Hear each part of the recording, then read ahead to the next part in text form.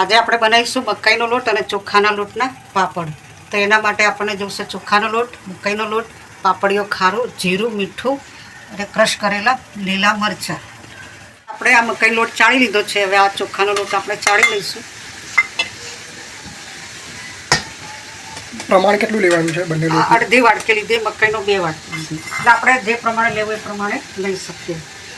આ લોટને આપણે મિક્સ કરી દઈશું.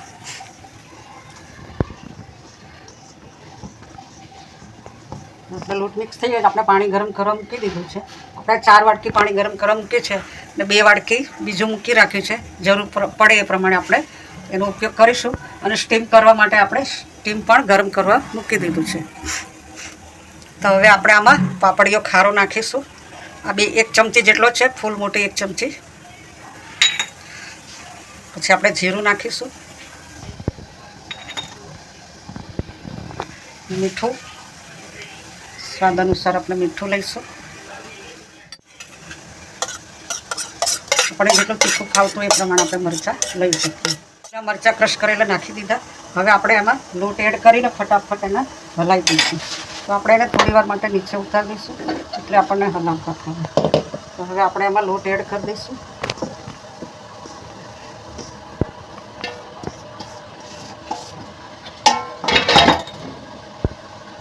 આપણે સરસ રીતે એને હલાવી દઈશું.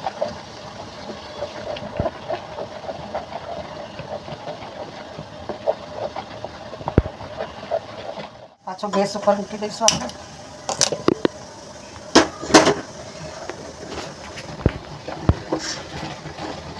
બધો લોટ બરાબર મિક્સ કરવાનો છે.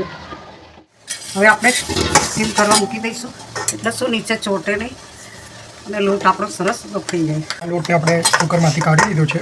હવે મસળીને આપણે એને સ્ટીમ જે કરવા મૂક્યું છે તેમાં મૂકી દઈશું. આ રીતે મસળીને આપણે લોટ મૂકી દઈશું એટલે સરસ રીતે ચડી જાય અને દાજે પણ નહીં. તો આમાં નીચે જાળી નીચે પાણી છે, ઢોકરિયું આવે છે અને સ્ટીમ મશીન પણ કહેવાય છે. તો આમાં આપણે ઉપર લોટ મૂક્યો છે. નીચેથી વરાળ જો આપ દેખી રહ્યા છો, આવી વરાળ નીકળે અને આ જે લોટ છે ને એ આપણો બફાઈ જશે. તો આ બધો લોટ મૂક્યા પછી આપણે એને ઢાંકણ ઢાંકી દઈશું. થોડી વાર માટે આપણે એને બફાવા દઈશું બરાબરનો. હવે આપણે આનું ઢાંકણ ઢાંકી દઈશું અને 20 મિનિટ આપણે એને થવા દઈશું.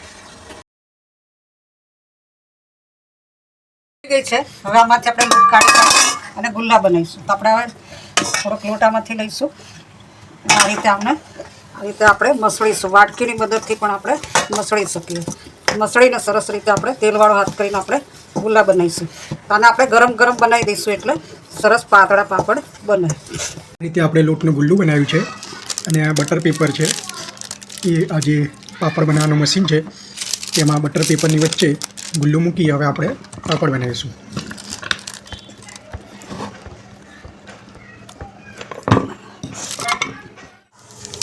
હવે આપણે આને આવી રીતે પાથરી દઈશું.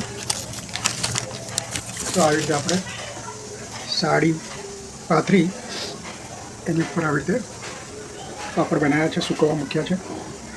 આપણા પાપડ જે સુકાઈ ગયા છે હવે આપણે તરીશું, કેવા બને છે એ જોઈશું. મકાઈના ચોખાના લોટના પાપડ તૈયાર છે.